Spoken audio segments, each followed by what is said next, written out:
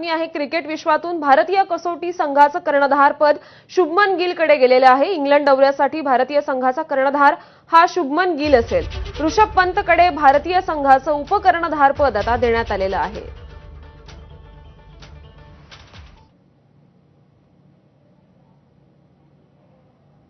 Shubman Gill captain, Rishabh Pant wicket keeper and vice captain, Yashasvi Jaiswal, KL Rahul, Sai Sudharsan, Abhimanyu Easwaran, Karun Nair, Nitish Kumar Reddy, Ravindra Jadeja, Dhruv Jurel, the second wicket keeper, Washington Sundar, Shardul Thakur, Jasprit Bumrah, Mohammed Siraj, Prasidh Krishna, आकाशदीप,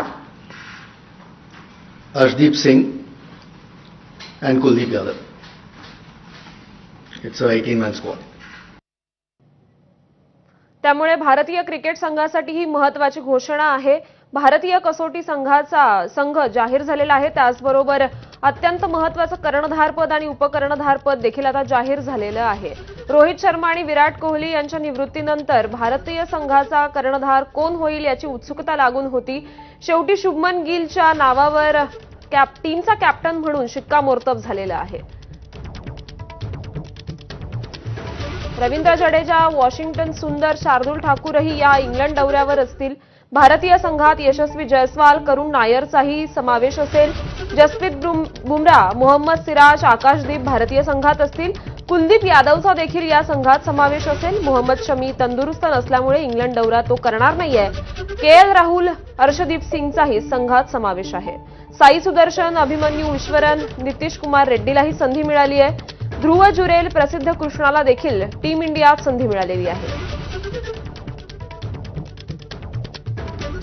त्यामुळे England दौऱ्यासाठी भारतीय संघ आता जाहीर करण्यात आलेला आहे आणि शुभमन गिल हा टीम इंडियाचा कॅप्टन असेल आणि भारतीय संघात कोण कोण असेल त्याची ही यादी आपण पाहिली। भारतीय संघात यशस्वी जायसवाल, करुण नायरचाही समावेश असेल। रविंद्र जडेजा, वॉशिंग्टन सुंदर, शार्दुल ठाकूर, जसप्रीत बुमराह, मोहम्मद सिराज, आकाशदीप या भारतीय संघात असतील। त्याचबरोबर कुलदीप यादव देखील असेल आणि मोहम्मद शमी तंदुरुस्त नसल्यामुळे तो इंग्लंड दौरा करणार नाहीये। केएल राहुल आणि अर्शदीप देखील या संघात असतील। साई सुदर्शन, अभिमन्यु ईश्वरन, नीतीश कुमार रेड्डी, ध्रुव जुरेल, प्रसिद्ध कृष्णाला देखील टीम इंडिया संधी मिळालेली आहे।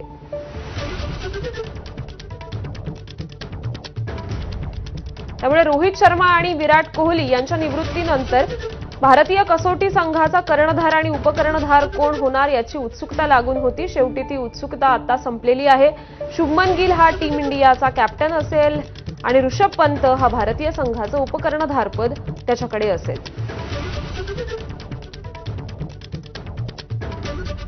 त्यामुळे भारतीय संघात आता यशस्वी जायसवाल, करुण नायर असतील। रविंद्र जडेजा, वॉशिंग्टन सुंदर, शार्दुल ठाकूर, जसप्रीत बुमराह, मोहम्मद सिराज, आकाशदीप, कुलदीप यादव देखील असतील।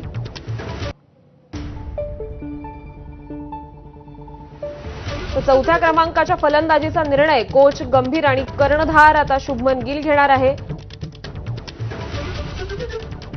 भारतीय संघाचा कोच गौतम गंभीर आणि कर्णधार शुभमन गिल हे चौथ्या क्रमांकाच्या फलंदाजीचा निर्णय घेणार आहेत।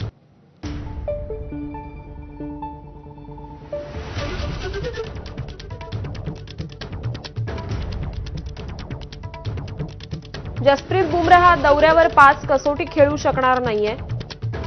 त्यामुळे आता चौथ्या क्रमांकाच्या फलंदाजीचा निर्णय कोच गौतम गंभीर आणि कर्णधार शुभमन गिल यांच्याकडून घेतला जाईल।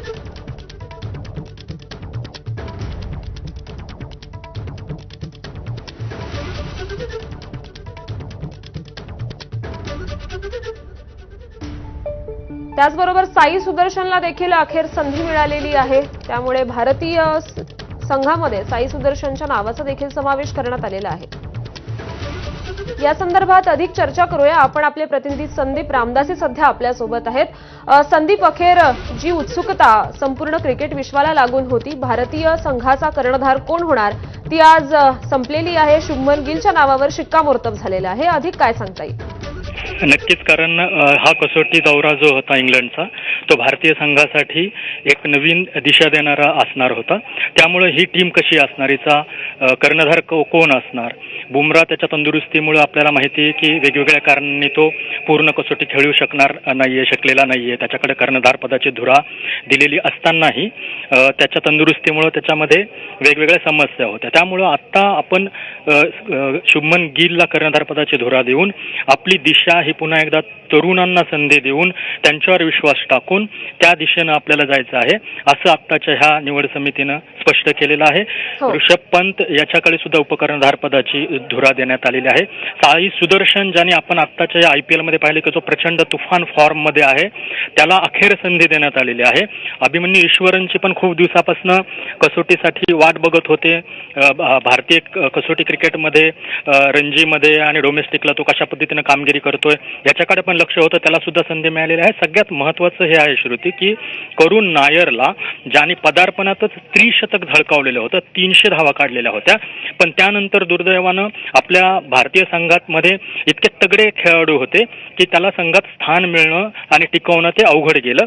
त्यामुळं आता त्या अशा करुण नायरला सुद्धा या इंग्लंड दौऱ्यासाठी संधी देण्यात आलेली आहे. आपल्याला माहिती आहे की विराट कोहली 4 नंबरचा अत्यंत तगडा खेळाडू, त्यांनी निवृत्ती घेतली आहे. रोहित शर्मा कर्णधार, त्यांनी निवृत्ती घेतलेली आहे. त्यामुळे ती एक मोठी जी व्हॅक्यूम होती, तर ते कसं भरून काढायचं हा प्रश्न होता. तो 4 नंबरच्या फलंदाजीचा जो प्रश्न आहे तो गौतम गंभीर कोच आणि शुभमन गिल कर्णधार हे मिळून सोडवतील, असं आता निवड समितीकडनं सांगण्यात आलं. त्याच्यानंतर महत्वाची जी ध्रुव जुरेलला विकेट किपर म्हणूनच, म्हणजे यष्टिरक्षक म्हणूनच संघात त्याची निवड करण्यात आलेली आहे. नितीश कुमार रेड्डी सुद्धा एक चांगला ऑलराऊंडर आणि ज्याचा शार्दूल ठाकूर सारखाच इंग्लंडच्या हवामानामध्ये उपयोग होऊ शकतो, अशा नितीश कुमार रेड्डीला सुद्धा संधी देण्यात आलेली आहे. आणि आपल्या जसप्रीत बुमरा आणि मोहम्मद सिराज, त्याच्यानंतर प्रसिद्ध कृष्णा आणि आकाशदीप, अर्शदीप सिंगचं पण आपण पाहिलं की तो किती चांगल्या पद्धतीनं डाव्या हातानं वेगवान गोलंदाजी करू शकतो आणि विकेट घेऊ शकतो. तर अशा वेगवान गोलंदाजी धुरा हे 5 जण सांभाळतील, म्हणजे या 5 पैकी कदाचित 3 जणांना संधी मिळेल. रवींद्र जडेजा आणि हा अष्टपैलू आणि वॉशिंग्टन सुंदर हे 2 जण सुद्धा चांगल्या फॉर्मात. त्यामुळे आता या संपूर्ण टीमसह भारताच्या क्रिकेट संघाकडून काय जबाबदारी पेलली जाते